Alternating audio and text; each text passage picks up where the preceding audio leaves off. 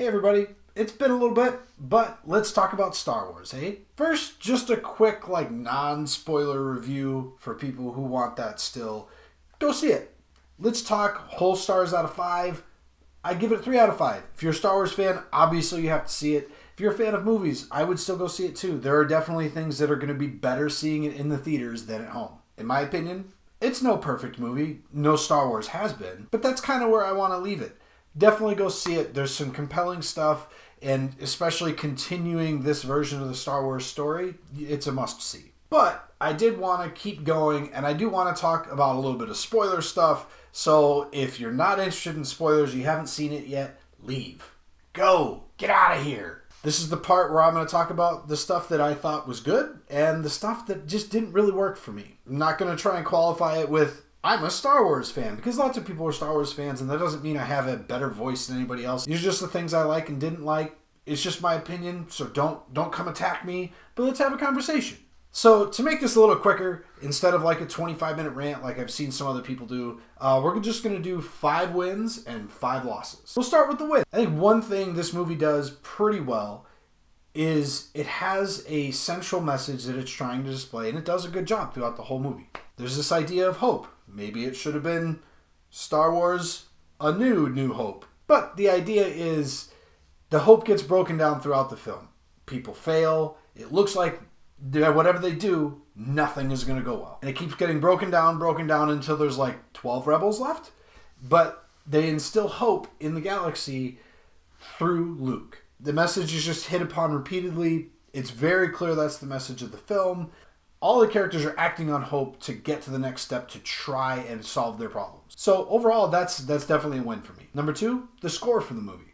For me, The Force Awakens had a good musical score, but it lacked a little bit of power. It lacked a little bit of punch. I don't think that's missing at all here, and especially the way the songs are used throughout the film. There's a great use of silence, there's a great build-up to a lot of the scenes, and of course a lot of that is due to the music. In my opinion, this definitely rates at least in the top half of Star Wars films in terms of the musical score. Number 3, hyperspace ramming. Look, I'm not going to complain about what it does to the canon or why they haven't used it before. It was one of the coolest things I've ever seen in a movie theater. It took a little while to realize that's what she was going to do. Obviously, she was trying to do something in distracting, and then as soon as everybody realizes it, it just goes bananas. The biggest impact was the silence. You got to sit there and see the damage it did to all of the ships. I don't know about your theater. My theater was dead quiet. Everybody was there with their mouths open like, what just happened? So yeah, that was just an incredible scene and almost worth the price of admission alone. 4, great. The final sequence of the movie. Almost everything in that final sequence is just a visual orgasm. Everything is awesome. The salt flats, the red salt getting kicked up, the red crystal caves, the new AT-ATs blowing stuff up, the battle between Kylo and Luke, the whole thing is just a joy to watch. And 5, the part of the movie that I think is absolutely the best is Kylo and Rey. Both either didn't matter. I think both of their performances were fantastic. I think Adam Driver in particular was absolutely spectacular in this film. It was a great decision for him to get rid of the helmet in the first couple minutes of his screen time. That way we actually got to see him and see him act and react, which is obviously something we never got from Darth Vader. Every time either one of them is on screen, they just steal the show. It feels like a completely different movie than the rest of it.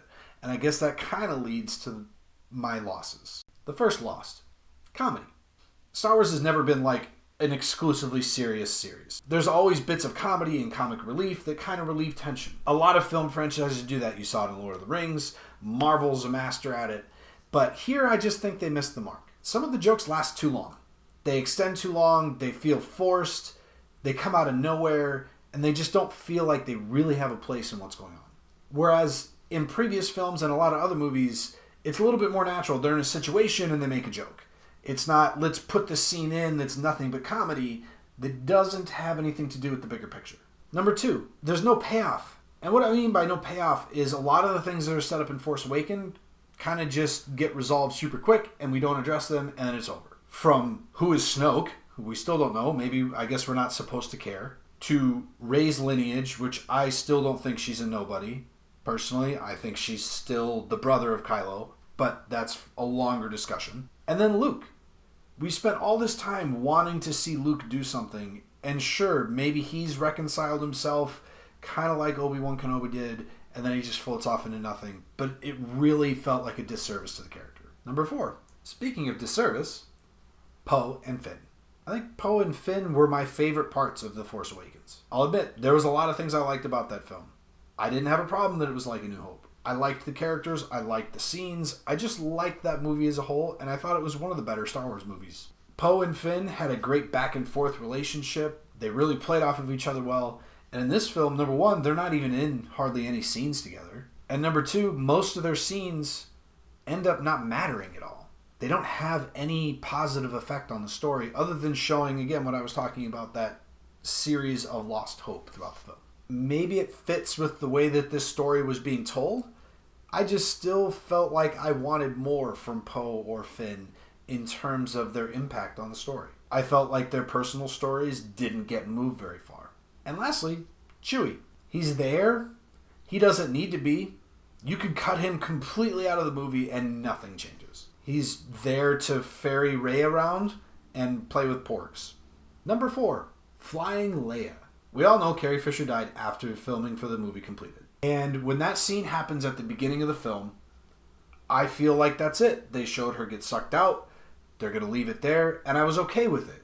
Kylo made a choice to not be the one pulling the trigger. It immediately builds off of this loss of hope that got started with Poe's bombing raid that was a success, but like they lost all of their bombers.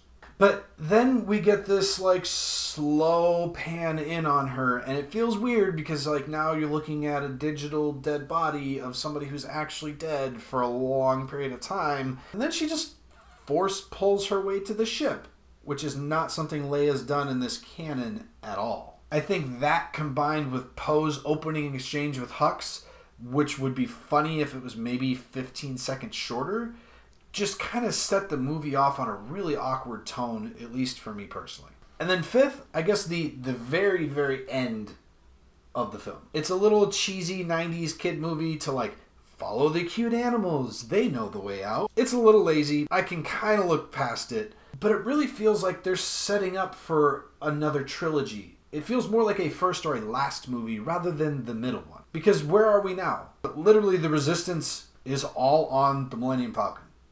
That's it. That's all that's left.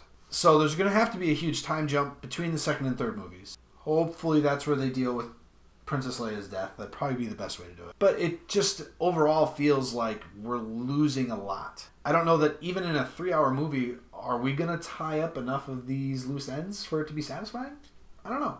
So I know that's a lot. I still liked it. It was Star Wars. It did a lot of really good Star Wars things. Dual Sun thing with Luke at the end was really cool.